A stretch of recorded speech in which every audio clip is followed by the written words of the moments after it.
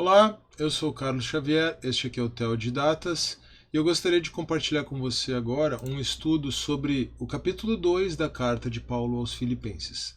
O título que eu dei para este estudo é O Desenvolvimento da Salvação pela Mentalidade de Cristo.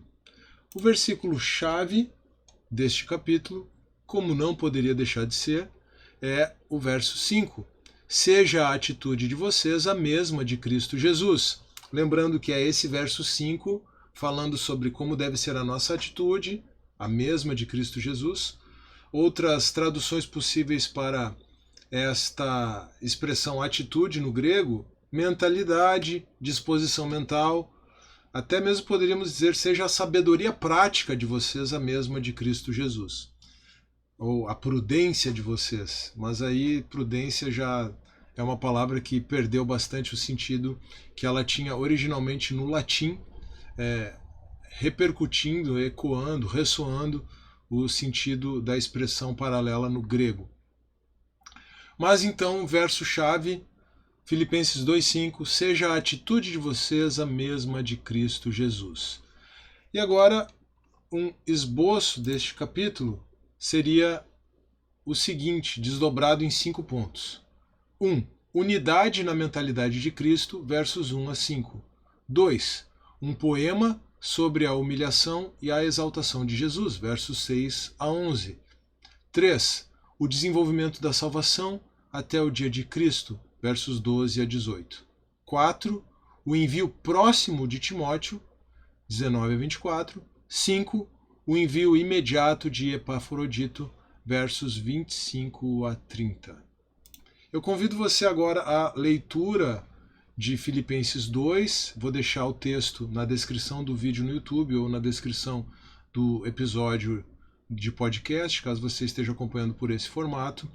E depois convido você também a uma breve reflexão a respeito deste capítulo. Filipenses 2. Se por estarmos em Cristo nós temos alguma motivação, alguma exortação de amor, alguma comunhão no Espírito, alguma profunda afeição e compaixão, completem a minha alegria, tendo o mesmo modo de pensar, o mesmo amor, um só Espírito e uma só atitude. Repare no verso 2, tendo uma só atitude. Que atitude é essa? Lá no verso 5, vamos ver que essa atitude é a mesma de Cristo Jesus. Nada façam por ambição egoísta ou por vaidade, mas humildemente considerem os outros superiores a vocês mesmos. Cada um cuide não somente dos seus interesses, mas também dos interesses dos outros. Seja a atitude de vocês a mesma de Cristo Jesus, que, embora sendo Deus, não considerou que o ser igual a Deus era algo a que devia apegar-se, mas esvaziou-se a si mesmo, vindo a ser servo, tornando-se semelhante aos homens. E, sendo encontrado em forma humana, humilhou-se a si mesmo e foi obediente até a morte e morte de cruz. Por isso Deus o exaltou à mais alta posição e lhe deu o nome que está acima de todo nome, para que ao nome de Jesus se dobre todo o joelho, nos céus, na terra e debaixo da terra, e toda língua confesse que Jesus Cristo é o Senhor, para a glória de Deus Pai. Eu tentei fazer uma leitura que observasse a métrica do poema, embora a gente esteja tratando de uma tradução aqui do grego para o português, mas é muito interessante você pegar uma tradução da Bíblia que tenha a métrica dos poemas, tanto do hebraico quanto do grego, do Antigo quanto do Novo Testamento, porque aí você nota de forma mais clara isso. E aqui, a minha tradução, a tradução que eu estou usando, a NVI, observa essa métrica e por isso eu tentei observar essa métrica também na leitura.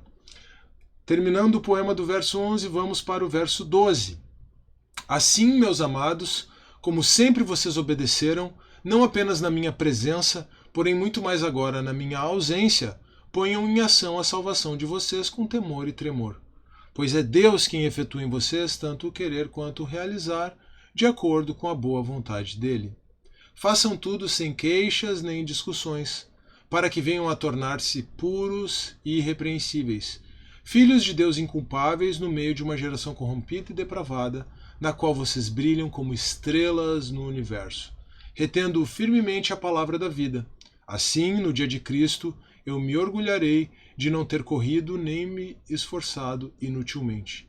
Contudo, mesmo que eu esteja sendo derramado como oferta de bebida sobre o serviço que provém da fé de vocês, ou melhor, o serviço que provém da fé que vocês têm, o sacrifício que oferecem a Deus, estou alegre e me regozijo com todos vocês. Estejam vocês também alegres e regozijem-se comigo. Espero no Senhor Jesus enviar Timóteo brevemente, para que eu também me sinta animado quando receber notícias de vocês. Não tenho ninguém que, como ele, tenha interesse sincero pelo bem-estar de vocês, pois todos buscam os seus próprios interesses e não os de Jesus Cristo. Mas vocês sabem que Timóteo foi aprovado porque serviu comigo no trabalho do Evangelho como um filho ao lado de seu pai. Portanto, é ele quem espero enviar, tão logo me certifique da minha situação, confiando no Senhor que em breve também poderei ir. Contudo, penso que será necessário enviar de volta a vocês Epafrodito, meu irmão, cooperador e companheiro de lutas, mensageiro que vocês enviaram para atender às minhas necessidades, pois ele tem saudade de todos vocês e está angustiado porque ficaram sabendo que ele esteve doente. De fato, ficou doente e quase morreu. Mas Deus teve misericórdia dele, e não somente dele, mas também de mim, para que eu não tivesse tristeza sobre tristeza. Por isso logo o enviarei, para que quando o virem novamente, fiquem alegres e eu tenha menos tristeza. E peço que vocês o recebam no Senhor com grande alegria e honrem homens como este, porque ele quase morreu por amor à causa de Cristo, arriscando a vida para suprir a ajuda que vocês não me podiam dar. Vamos a uma reflexão então sobre esse texto. O poema dos versos 6 a 11 é o centro deste capítulo e possivelmente é o centro de toda a carta.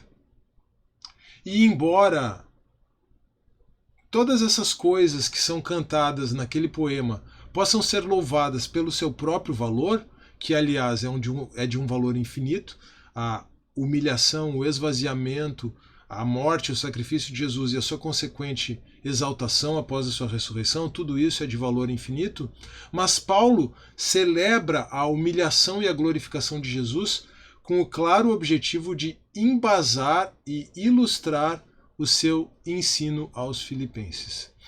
Qual é esse ensino, especialmente o ensino que nós temos nesse capítulo 2? Paulo encoraja os irmãos a terem unidade de pensamento, unidade de amor, unidade de espírito e unidade de atitude. E essa mesma atitude que todos devem ter é a atitude de Cristo Jesus, essa atitude cantada no início do poema. Paulo também encoraja os irmãos a considerarem os outros superiores a si mesmos e a buscar os interesses dos outros, assim como Cristo fez. Mas Paulo, depois do poema, como consequência do poema, também exorta os filipenses, e a nós consequentemente, a desenvolver a própria salvação. Salvação essa que foi conquistada pelo esvaziamento do Messias. Como o Messias se esvaziou para nos salvar, então nós devemos desenvolver, pôr em prática, pôr em ação esta salvação. Essa é a consequência daquele ensino contido no poema, da verdade contida no poema, e aí tem aquela bela sinergia, né? Desenvolvam a salvação de vocês com temor e tremor, como consequência da obra do Messias, mas é Deus quem efetua em vocês, é Deus quem efetua em nós, tanto o querer quanto o realizar. E aí então, fazendo isso, desenvolvendo a salvação, nós podemos brilhar como estrelas no universo, dando um testemunho vivo do Evangelho, no que então presentemente ressoa na nossa vida a glorificação de Jesus. Veja como o poema serve como tema para Paulo desenvolver todo o ensino dele, não apenas aqui no capítulo 2, mas no capítulo 3 também, como nós vamos ver. Nós temos aqui, de forma muito interessante, uma contraposição entre monergismo e sinergismo, ou se nós quiséssemos, nós poderíamos simplesmente olhar para um novo êxodo que Paulo está propondo aqui. No verso 12 do capítulo 2, Paulo enfatiza claramente a responsabilidade humana. No verso 13 do capítulo 2, Paulo enfatiza o agir de Deus, o que nós poderíamos chamar aqui, o verso 13, se nós olhássemos apenas o verso 13 isoladamente, de monergismo. Agora, quando nós juntamos os dois textos, verso 12 com o verso 13, nós temos uma forma de sinergismo, certo? Se você acompanha as discussões de teologia sistemática entre monergismo e sinergismo, isso aqui fez algum sentido para você. Agora, contudo, a preocupação de Paulo não é de teologia sistemática, como muitas vezes a nossa preocupação é. Pelo contrário, Paulo ecoa no verso 14 o êxodo, apontando para a realidade do novo êxodo que estamos vivendo, motivo pelo qual nossa peregrinação no deserto desta vida deve ser sem queixa nem discussões. Nós não devemos fazer como os israelitas fizeram no deserto. Além dessa alusão ao êxodo, nós temos Daniel 12:3 como um subtexto, né, que fala do brilho daqueles que são sábios e que salvam vidas, certo? Então, esse brilho como estrelas do universo é uma alusão aqui de Paulo a Daniel 12:3, que é uma alusão, inclusive, é uma passagem que fala da própria ressurreição dos justos, né? O capítulo 12 de Daniel. O fruto do Espírito enfocado é a alegria, mesmo em meio às pressões e às tristezas que naturalmente decorrem dessas pressões. E Paulo também trabalha de forma muito interessante, retoricamente, esse contraste entre a tristeza e a alegria. Ele se alegra em meio às pressões, mas quando ele menciona Epafrodito, ele diz, olha, Deus preservou Epafrodito por amor a vocês e por amor a mim também, para que eu não tenha tristeza sobre tristeza. Mas então eu envio ele para que vocês se alegrem e para que eu possa ouvir notícias de vocês e ter menos tristeza, né? Sabendo que vocês estão bem. Ele fala sobre saber da situação deles também, quando menciona o envio de Timóteo.